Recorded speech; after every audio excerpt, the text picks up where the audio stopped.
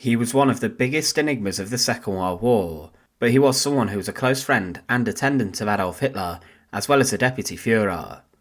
Rudolf Hess at the end of the war was brought to the Nuremberg trials, and he spent the rest of his life inside of Spandau prison for his crimes inside the Third Reich. But what saved Hess a trip to the gallows was his strange flight that he made to Britain on an attempted peace mission, and he somehow managed to land inside of Scotland. Hess's intentions have been the debate of many historians for years, as have his mental faculties when he embarked on such a mission, but after this he fell into the hands of the British and remained in captivity for years, and even spent a brief period of time inside the Tower of London, the former brutal medieval and Tudor prison. However, part of the plane that Hess flew inside of can be still seen today inside of a British museum. Rudolf Hess had spent some time training inside of a two-seater twin-engine aircraft, the Messerschmitt Bf-110, and he became obsessed with the idea of negotiating peace with the British, and he specifically wanted to meet with the Duke of Hamilton, who he believed could bring the British to end their hostilities with the Nazis. Hess also believed this would please Hitler. On the 10th of May 1945 at roughly 5:45 in the evening, from Augsburg, Hounstetten, Hess set off in his specially made aircraft on the peace mission, and he wore a leather flying suit, and even took with him toiletries and money, as well as many different medications that he hoped would keep him alert throughout his journey.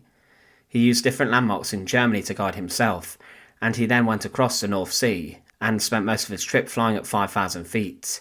He planned to land near to Bamborough in Northumberland, and was detected close to Newcastle upon Tyne by a British chain home station. 2 Spitfires were sent to intercept Hess, but they could not find him, and a third Spitfire also could not locate him, as Hess had dropped to a low altitude, and even a Royal Observer Corps member, based at Chatton, clearly identified the aircraft as a Bf-110. Hess then flew into Scotland at high speed and low altitude, and he could not find his intended destination of Dungavel House, the Duke of Hamilton's residence. He parachuted out of his aircraft at 11:06 p.m, and the aircraft crashed 3 minutes later, 12 miles west of its intended destination. He injured his foot, and was then discovered by a local farm worker roughly an hour later, and he stated he was Hauptmann Alfred Horn. He outlined that he had a message for the Duke of Hamilton, and he was then handed over to the local Home Guard before being passed to the police. Hess continued to ask to meet with the Duke of Hamilton, but some began to suspect who he really was.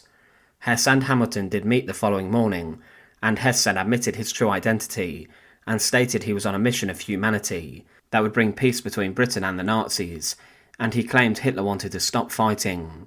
Churchill could not believe that he had Hitler's deputy Führer within his custody, and Hitler could not believe the betrayal.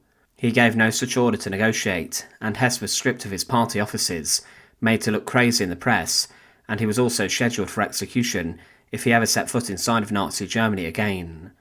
He would later arrive back in Germany to the Nuremberg trials, following the crumbling of the Third Reich. But what happened to Hess's plane? His Messerschmitt Bf-110 had been customised for him to make such a mission, and it crashed following the pilot parachuting out. The Duke of Hamilton went himself to inspect the wreckage of the aircraft. Some members of the Home Guard and others had pilfered parts of it, and some of the aircraft pieces had gone missing. It was then seized by the RAF, and was even placed on public display inside of Oxford to show the people what they had found. But today the plane of Hess does exist still in some form, and parts of it can still be seen in museums. There are different parts of the aircraft that have been sold on the market, these taken from the wreck site. For example, part of the fuselage in 2014 came up for sale, and this had a $5,000 estimate placed on it.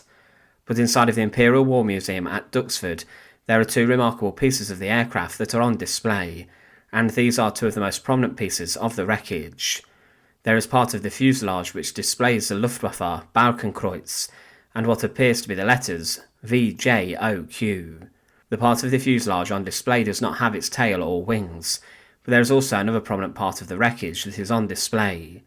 The DB601 engine that is found next to the fuselage is one of those which was used on the aircraft. These 2 pieces of Hess's aircraft are a remarkable reminder of the strange flight that the Deputy Führer of Nazi Germany made. Hess was someone who had been instrumental in the creation of certain laws that persecuted people inside of Germany, but his flight to Scotland saved him a date with the hangman, as he was a prisoner of war for many of the war years, and therefore was not held accountable for certain crimes, but part of his plane can still be seen today. Thanks for watching. To support our channel, please make sure to subscribe, and once again, thank you so much for watching.